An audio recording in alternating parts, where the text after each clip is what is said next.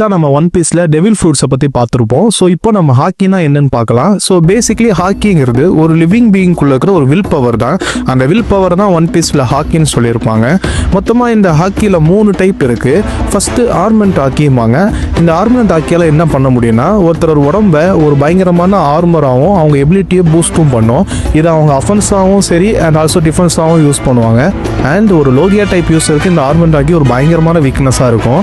And செகண்டாக நம்ம பார்க்க போகிற ஹாக்கி வந்து ஒரு அப்சர்வேஷன் ஹாக்கி. இந்த அப்சர்வேஷன் ஹாக்கிங்கிறது ஒரு 6th சென்ஸை நம்மளுக்கு கொடுக்கும்.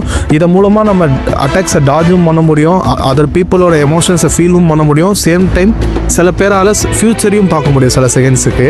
அண்ட் லாஸ்ட்டாக நம்ம பார்க்க போகிற ஹாக்கி வந்து கான்குரர் ஹாக்கி. இது ரொம்பவே ரேரான ஹாக்கி. லைக் சில பேர் மட்டும் இந்த ஹாக்கியை யூஸ் பண்ணுவாங்க.